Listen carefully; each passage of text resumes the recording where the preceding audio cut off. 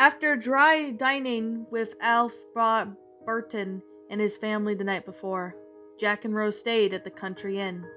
It was a very homely hotel, not very small, and not the largest that she stayed in. The rooms were an average size, a double bed, a wardrobe, and washing facilities. The price of the room per night was not so much, meaning Jack and Rose could stay there for a while longer before their money was becoming too tight.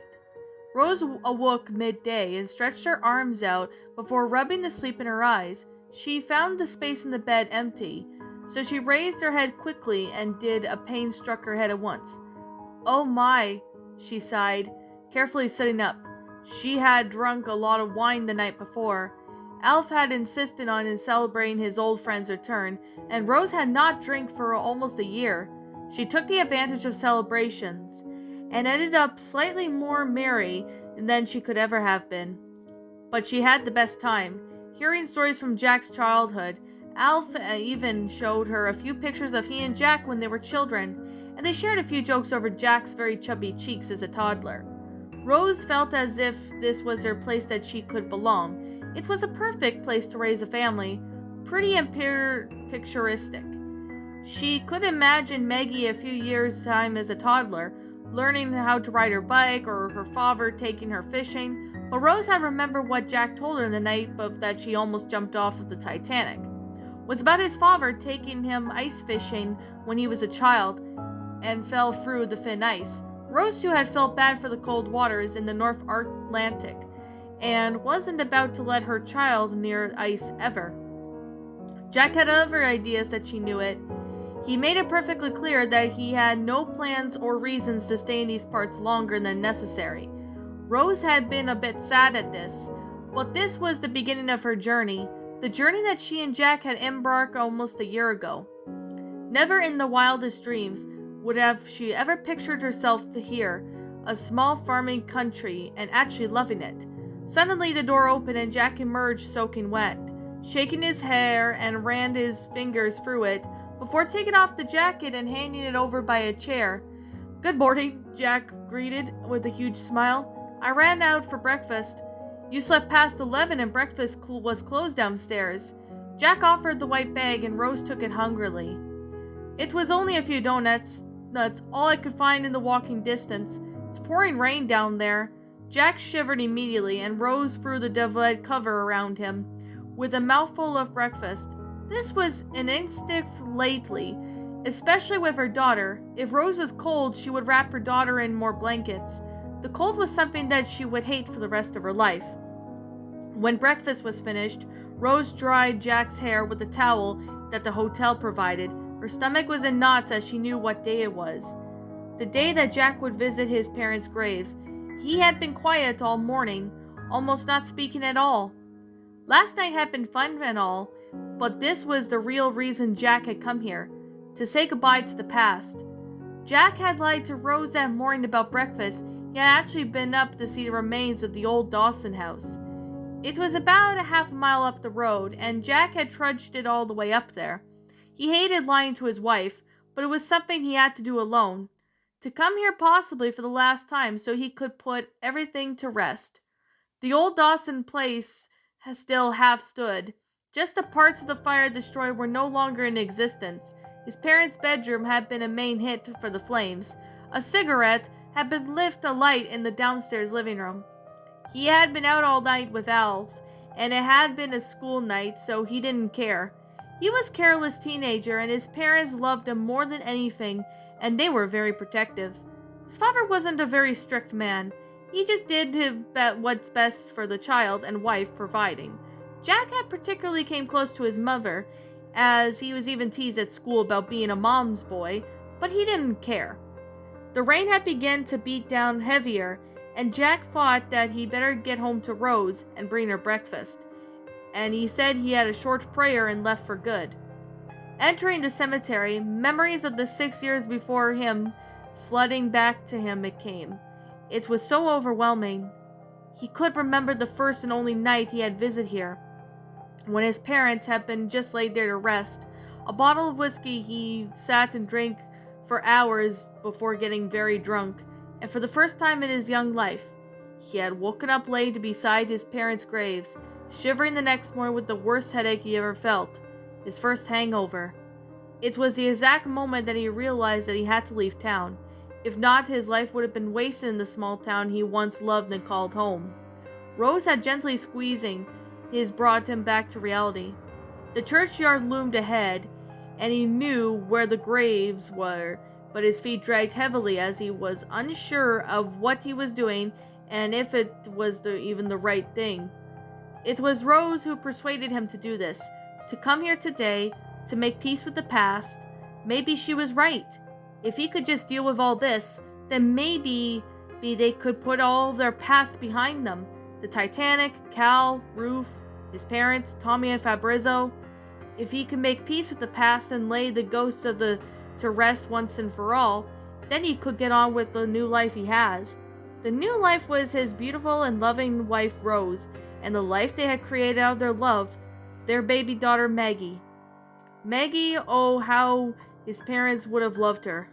They would have spoiled her rotten, the apple of their eyes, and Rose, the generous and warm-hearted person she is. They most certainly would have approved and welcomed her with open arms and treated her like a daughter that they never had. Upon reaching the graves, Jack already had tears threatening to fall, clutching the white lilies that he had brought with them. He slowly let go of Rose's hand and hesitantly kneeled before the grave. Irene and Noah Dawson. July 11th, 1907. Loving parents. May they rest in peace. The scent of the white lilies filled Jack's nostrils, just as the tears began to flow freely from his bleary eyes. He could almost see his mother now, her long blonde curls in a tight bun. Her smile was so bright as it always was. She saw no wrong in anyone. Jack dropped his lilies on the graves, before leaning forward and placing his head in his hands, letting out almost a heart-wrenching sob Rose had ever heard escape from his lips. She immediately picked up her skirts and kneeled down beside him. She hesitantly placed her right hand on his back to let him know that she was there for support. He shunned her and removed her hand from his back. She knew just how much he was grieving now. Rose herself had brought 2 soft yellow roses and placed them beside Jack's lilies. Then she rose from her feet and watched as the heartbroken husband grieved for the parents he's lost so long ago. She wished that she could do something to help him. Just as she was about to ask, Jack removed his hands from his face and began to speak. "Mom, Dad, it's me, Jack. I'm sorry it's been taking so long for me to come home, but I'm here now, but not for long. You're both grandparents. You have a baby granddaughter, Maggie. My God, you would have loved her." Rose felt her tears pricked in her eyes. She could almost give anything for Jack's parents to have seen darling Maggie. Slowly and unsteadily, Jack rose to his feet. Shaking, he took Rose's hand into his. "This is Rose, my wife Rose, my one and only. Isn't she pretty?" Rose smiled through the tears and gazed at her husband's face and saw nothing but grief. "Whoever thought I'd settle down here, meh? Whoever thought I'd be tamed?" Rose smiled widely, remembering Elf saying that he was a wild teenager. Girls were never interested in him. "I don't think I'll ever come back here again. It's too painful. So this is my final goodbye. I love you so much. In my heart, until one day we meet again, these flowers may die, but your memory won't. I know you'll always be with me. Goodbye." On that note, Jack immediately turned and quickly paced from the cemetery. Rose could feel the lump in her throat, but she followed him.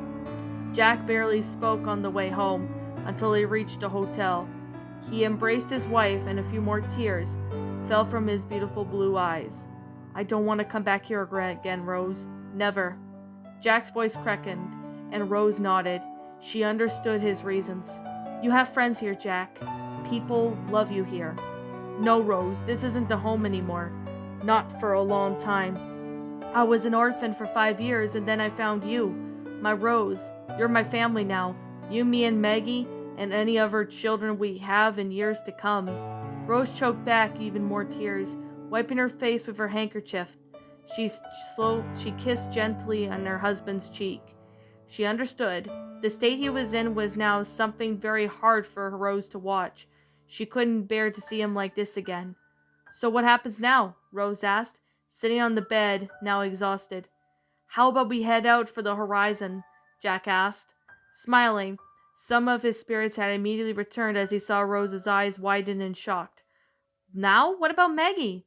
We have been here for 2 days. I've done my hard part. Now let's go on a honeymoon, and plan to have Maggie for another 2.5 weeks. So, what do you say, Rose? Shall we go as planned? Live our dreams a little? We'll head out for the horizon tomorrow." April 4th, 1913. Dear Diary, Jack today and I arrived at Santa Monica. This is it now. Our dreams are finally here. We're staying in a very small hotel across the pier. Jack says it hasn't changed much since he was there in 1909. He was excitedly waving his hands around, telling me every detail of what he did. He was even hoping to try to track his old friend down, who worked here. I've fallen in love with the place, and we only arrived yesterday. So far, we've been enjoying our hotel room from the days of traveling. Before meeting Jack, I'd never traveled by train before and never to expected to, but I rather liked it. Seeing the countryside and the beautiful sights pass through the window, Jack was in awe the whole time. He's barely able to place his charcoal to the paper in the sense of disaster. It hurts to know what he loves doing what most won't come to him anymore. He has an extraordinary gift, and he cannot use, but it's almost like having wings had not been able to fly. I certainly miss Maggie. I have received a telegram back from Anne this morning, saying she's doing fine, thank heavens. But as for now, I will enjoy the time Jack and I have together as a married pair. Rose Dawson. The journey to Santa Monica was inspiring to Rose and Jack. The sights which had sped past the window, town after town, city after city. Rose hadn't expected the journey to be so long, but she was with Jack. On reaching Santa Monica, they immediately checked into a small middle-class hotel. It was a little shabby side, but it didn't really matter. This was their time. Jack was even more overly excited when he was here for the first time back in 1909. But now it wasn't such a lonely place. He had Rose to fulfill his promise to give her, and even the best time, to show her and take her around the places that he promised was that they had walked to their dreams aboard the Titanic. He had planned to do everything he could to fulfill every dream she had. He wanted to make her happy, and she deserved it. They both did. The first night was eventless. Jack and Rose slept almost straight away, collapsing into the bed from exhaustion. The next morning was April 5th. He knew that day was looming and agonizing it would be for them both. The memories were still fresh in their minds. The nightmares still occurred when all of a sudden thought of the sinking ran shivers down Jack's spine. He would be grieving for the loss of his friends and all of the other innocent people who lost their lives. Jack woke with the start of the morning of April the 5th. Rose had always been a late sleeper. He teased her endlessly about her laziness, but she had been pregnant at that time. Jack took a cool bath and dressed, and he slowly opened the curtains around 10 o'clock. He knew that this would wake Rose, and the warm morning sunshine poured into the room. From the window, the view was so amazing that they could say the hotel was pretty cheap. The pier and the roller coaster was in near distance, and they would have a small walk, but it would be worth it. Today, he would take his Rose dancing and horseback riding, and all the things they had talked about. When he heard Rose groan softly before rubbing her eyes, she sat up slightly, squinting at the brightness of the sunlight. "What time is it?" she yawned. "Around 10, Jack replied, sitting himself beside her. 10 o'clock on a lovely day in Santa Monica. Rose laughed excitedly at this. She viewed it from her window and it caught her eye as she gasped in awe. Slowly she swung her legs out of the bed and stood at the window. It was breathtaking, like a picture from a fairy tale book.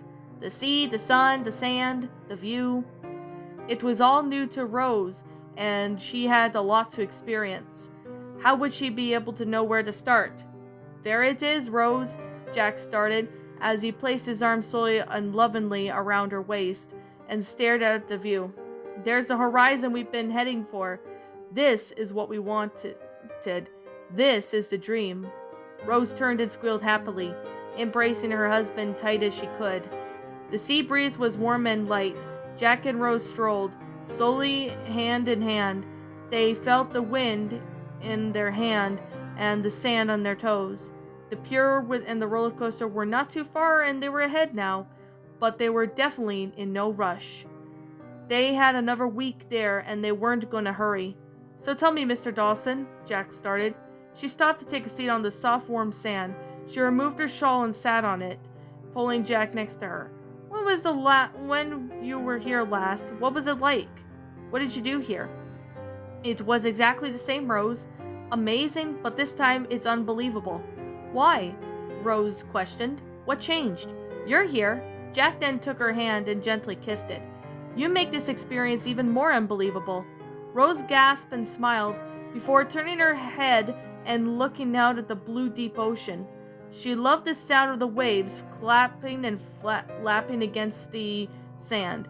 The noise from the fun fair, not so far away, was in the distance. But other than that, the beach was secluded and peaceful. This was one of the best things that was going to happen to her, except meeting Jack and giving birth to her daughter. It was amazing it took something so disastrous as the sinking of the Titanic in order for her to gain her husband and their daughter and this new life they had. It wasn't perfect by fair. Money was obviously struggling. Maggie was quite a handful. Jack was away for a lot of hours of the day, working to support the family. He was having sleepless problems and was still even having trouble drawing. This saddened Rose.